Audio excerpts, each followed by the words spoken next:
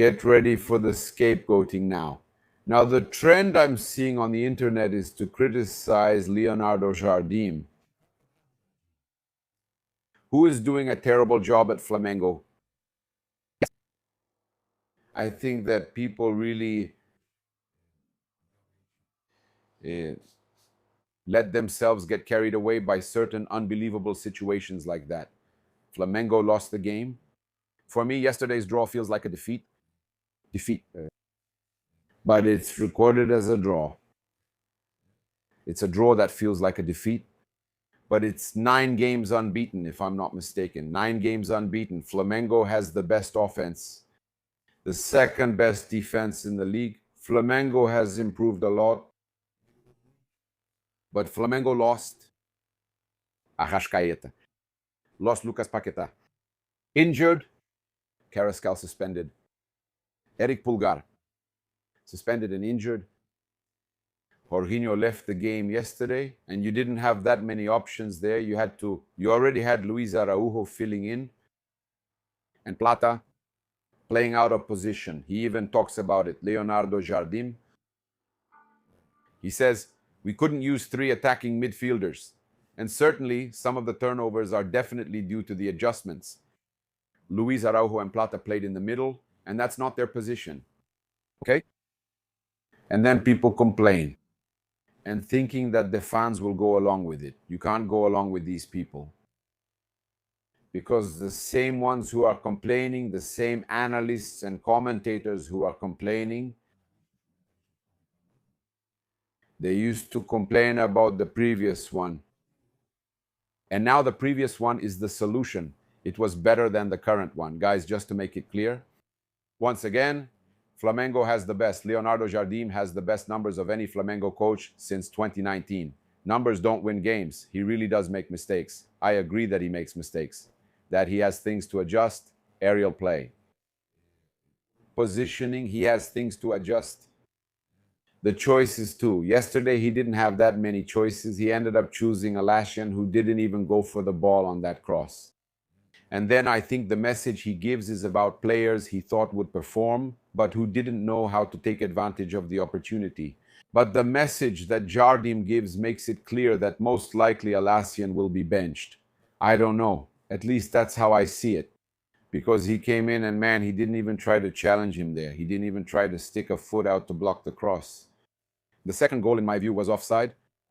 Varela's knee is not ahead of the Vasco player.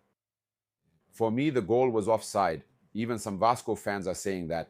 If it had been a Flamengo goal in the last minute like that, everyone would be complaining. Flamengo is Globo's team. Flamengo is the referee's team. It's Varmengo, but that's how it is. Yeah?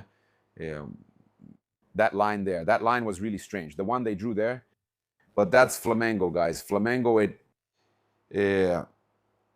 we know there are players missing from the team. And don't fall for that. That's all I'm saying. Don't fall for that, because they're going to try everything, just like they did with Jorge Jesus. It seemed like Jorge Jesus, there were people, I remember Flamengo when they were eliminated on penalties by Atlético Paranaense. People were calling for his head. When they lost 2-0 to Emelec in the first game, people wanted Jorge Jesus out, saying he wasn't a coach up to Flamengo standards. I remember that perfectly. I remember who said it. And these people today are criticizing Leonardo Jardim. So we have to be extremely careful. I remember that I criticized Felipe Luis in a calm way. I criticized some situations, some stubbornness and everything else, some mistakes that I thought could be improved, but I always said that I thought Felipe Luis's work was fantastic. And for me, Felipe Luis's work is fantastic. It was fantastic at Flamengo. But that's over. Leonardo Jardim came and is doing another very good job, and there will be mistakes, guys. There will be mistakes. There's no point in thinking there won't be mistakes. There will be mistakes. Now, I honestly, I think not having some players available, as we're seeing, gets in the way, right? But it's the team that scored the most goals, right? It's the most effective attack in the championship. It's the second best defense in the championship. There are adjustments to make for sure. For real, right? So yeah, I think that we've already had some mistakes from Alassian on previous occasions at Flamengo, which I think is a derby, a Flamengo versus Vasco match. He shouldn't have come in like that. He should have been focused. It's Flamengo versus Vasco. You need to be sharp. And then the coach trusted him. Maybe he knew, I believe he should have known, and he knew that Alassian had already messed up in some other games back when Felipe Luis was around. Maybe he knew, but from what I know about Leonardo Jardim, he wanted to give the kid a chance. And from his statement, we can see that he wasn't happy at all with what happened with Alassian. Now, yeah, I was also impressed, right? I just want to remind you that you can secure your spot at the next Mengo games. It's time to show your support with Caravana do Aruca.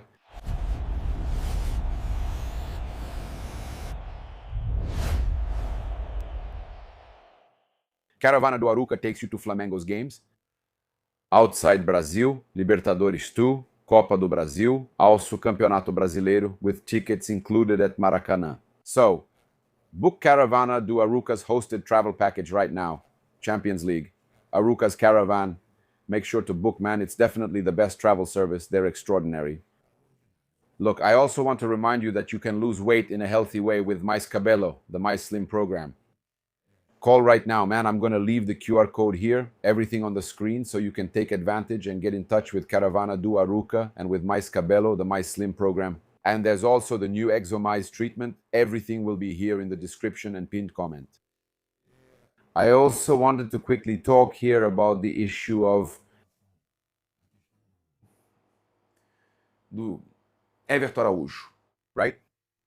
Because I've already seen people criticizing Everton Araujo's positioning and marking on the corner kick goal, right? The first equalizing goal by Vasco, where he had his back to the corner and was marking the Vasco player but didn't follow him and all that. He's going to make mistakes, guys. He's a kid. He's young, okay? He's going to make mistakes. Now, to ignore everything he's done for Flamengo recently because of one play, right? I think it's different, okay? Oh, but Alassian can't make mistakes and he can make mistakes. The thing is, he was focused the whole game and had one mistake, just one. Maybe a marking mistake there, if it even was, but I think it was a collective mistake, not just Everton Araujo's. There's also Leo Ortiz, who slipped up and isn't in good form. Leo Ortiz is really going through a tough time. I think it's all also a matter of positioning, which he'll adjust. Leonardo Jardim will adjust. Now, Everton Araujo is in fantastic form. Leonardo Jardim talked about this, including how hard it is for Pulgar to take Everton Araujo's starting spot. Yeah, and honestly, okay, I think it's unfair what I'm seeing in the media. People trying to teach the kid and saying he was wrong and all that. Man, the player is out there on the field and he's going to make mistakes. It's going to happen. And I'll say this, I prefer it that way. In 2019, we also had that 4-4 draw with Vasco. I prefer to have a draw. Now, for the team to adjust and get things right, rather than lose a direct match against Palmeiras or Fluminense, these games are what we call 6-point games, right? Direct matchups. I hope Flamengo is much better prepared in the direct matchups than...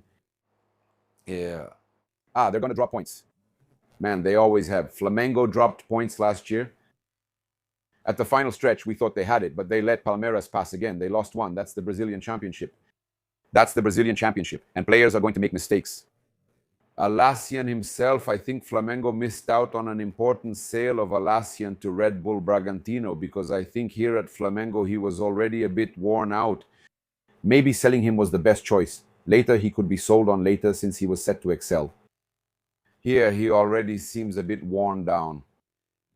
I think he can bounce back, but he needs a new approach to games. Right now, with Everton Araujo, I don't see that attitude. He can make mistakes. He will make mistakes. He will make mistakes. It will happen. But I don't see the attitude of going in without motivation, without even getting on the ball. He may have made mistakes, marking, but he didn't lack effort. That's the difference. Let's see what Leonardo Jardim said about Everton Araujo real quick. If considered, because he's a player I've used more during this phase, but for sure Eric is also an extraordinary player. He'll have to recover, take a break, and then come back. He will recover from the injury. I think Eric Pulgar's profile was hacked. Thank you. He'll have to train with us and show his competence. For example, today, if Eric was at 100%, he would definitely have come on too. Mainly to balance the team. It would have been important. Pulgar would have been important yesterday. He's a player I like a lot, but I can't be talking about Eric. I still haven't caught up with Eric. No, I did catch up with Eric, and Everton was the second option. Now he's reversing their roles. But let's hope that both of them, that he recovers. Eric and Paquetá as well, and everyone else who's out since we need them. Everyone who's out. Because the wear and tear is huge, and for this kind of game, we need more and more solutions. Perfect. No one is guaranteed. And Eric Pulgar is a great player. He wished he could have counted on Eric Pulgar yesterday. Yeah, I'll also bring you the mixed zone interviews with Everton Araujo himself and Samuel Lino. He says they're going to take the end of this game and learn from it. Let it be a lesson for the next games. I thought Samuel Lino's statement was very good. Yeah, and before bringing you the mixed zone interviews with the two players, Everton Araujo and Samuel Lino, I wanted to quickly share a reflection with you. It's because the channel Opina Porco, I really like it. I watch a lot of Opina Porco's videos, Nito's channel. He showed me something. I always praise him, but I think Abel Ferreira is a crybaby. I praise Abel Ferreira's work. I think Abel Ferreira is very undervalued by his own fans. And Flamengo's own fans also used to undervalue Felipe. Some are already starting to undervalue Leonardo Jardim. But look at what the Palmeiras fans said. In this competition, in this race that's underway, and I'm going to give you an example here now about self-criticism and accountability. Because Flamengo's coach, Leonardo Jardim, yesterday he took the blame, he took responsibility and admitted fault for the setback suffered, the draw they conceded at the end of the game. That's something Abel doesn't do. Vasco included. That's their criticism of Abel. The guys celebrated a lot, didn't they? For them, a draw is like a championship. People from Rio even had a car parade. Is that true, guys? Yeah. Are you serious? Seriously? It's serious. Vasco is being relegated, celebrating it like a title. Remember the draw with Flamengo? They won the title without it. Drawing with Flamengo is like a title. That's it. Here in Rio. I'm in Rio today. I'm serious. This, seriously, the title, tied with Flamengo. It must be an internet meme. It's not possible. But anyway, what those guys did over there is fine too. To each their own. What did Jardim say? Regarding the game, I can say that we had 30 minutes, 35 minutes that were acceptable. We scored 2 goals. We had 1 or 2 chances. We gave the game to the opponent. We stopped winning duels. We stopped pressing for goals. They crossed with great ease. They scored 2 goals from crosses. Flamengo has to play. That was the message I left for the players. I am the one mainly responsible for not being able to get the players to maintain their level of performance. In the first 30 minutes, we broke the opponent down, managed to react, and had ball control. That's what I told them. When we start winning, we have to take on more responsibility. That's fundamental. It has to be a guiding principle of what I believe in for this team. Then he also highlighted some points about the physical context, but of course he said the reason wasn't physical. Actually, I think he brings this up to justify using or rotating some players. And so, Mano, one thing that catches my attention about Leonardo Jardim is his self-criticism and accountability, things that Abel doesn't do. Then the Palmeiras fans are impressed. I saw Flamengo fans upset with the team's attitude on the field and also upset with the way Jardim made changes to the team. But above all, When we compare with Abel's coaching staff, do you see the difference between the two coaching approaches? Abel talks about the CBF, talks about the referee, talks about the extra time given, talks about the field, talks about the schedule with the Libertadores, and he exaggerates and makes up 1,000 things. Makes up 1,000 things and details. What Neto from Opina Porco says earlier in this video is that the lines were drawn in a questionable way.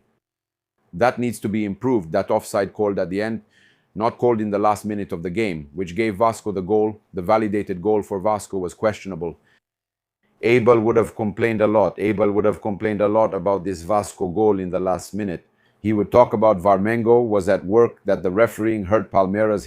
The Palmeiras fan is saying this, okay? If it were the other way around, there would be things to justify the bad result. Now, Leonardo Jardim takes responsibility. He takes responsibility. That's it. I think that's the biggest difference today. Flamengo, Palmeiras. Isso eu tô falando sobre personalidade, tá? Flamengo and Palmeiras, because Abel is a reflection of Lila Pereira, there's that too. Opina Porco, Abel is a reflection of Lila. Abel is the reflection of what was circulating on the internet saying that Paulinho Pereira, so that's it. Now he was going to talk about other things, but that's it. That's the big difference, right? All right, we'll wrap it up here. Good evening, Lino. Good evening. Flamengo actually played a good match, but in the end, they ended up conceding the equalizer there practically in the last play of the game. I wanted to know how that was for you. What was the locker room conversation like, and what should be done? What lesson do you take from this game, especially with Flamengo facing a tough schedule in the Libertadores, Copa do Brasil, and Brasileirão? You just said it yourself. Let's take the end of this game, learn from it, and use it as a lesson for us in the upcoming matches. Because speaking with a lot of humility, we know that Flamengo usually goes out looking for it. We always start ahead. We manage to score early goals. So I think it's really important for us to take what happened today, use it as a lesson to manage the result and keep the score in our favor. Lino, good evening. This round is going really well for Flamengo. Palmeiras drew in the derby against Santos. Flamengo had a 2-goal lead, but ended up conceding a goal in the final stretch. How does that affect you going forward? Now there will be 4 important away games in the Brasileirão, Libertadores, and also the Copa do Brasil. Well, now we have a lot of important away games, knockout matches, and also a Libertadores game. That could define our season. As a group, we're ready today. We suffered this draw that, of course, frustrates us because it feels like a defeat since we were winning 2-0, but that won't influence anything. The confidence in our group is still high. We're going to work these next few days for the upcoming games because we know there's a marathon of away games coming. So the most important thing is to take care of ourselves, take care of our bodies to be 100% for these games. Thank you. Good evening. Like you said, it's frustrating to be sitting here again and today on the bench. It was a chance to get closer to Palmeiras, who slipped up yesterday. How do you see this? Do you follow Palmeiras? Do you see it as a missed chance to catch up? Mira? Yes, it's a missed chance, especially when you're winning 2-0. That's what hurts the most. You knew that if you won the game in hand, you would be just 1 point behind. It's a direct fight. Soon you'll face Palmeiras, so it's frustrating, but now it's about moving on. We know this is a long season, so we'll keep working, stay focused, and let this be a lesson so it doesn't happen again. Thank you. Good evening. In my opinion, you personally had a good game, but unfortunately the result wasn't what the team wanted. A draw achieved in the final moments of the derby. But how would you evaluate the team's overall performance and what happened that led Flamengo to leave the field with this draw? As for the absences in the midfield, they may also have influenced this. Did you talk to Jardim after the match to focus on scoring goals? We were in control of the game, I think, up to a certain point there in the second half. Unfortunately, we let it slip a little. That's something that can't happen, something we just talked about in the locker room, and we have to see where we went wrong. So we can go into Thursday's game, not let it happen again, and try to come out with a win despite the absences. Like you said, it definitely makes a difference, but unfortunately we can't control everything. I think whoever is on the field gets the job done. Our squad is very qualified, so we don't have any excuses and we have to step up.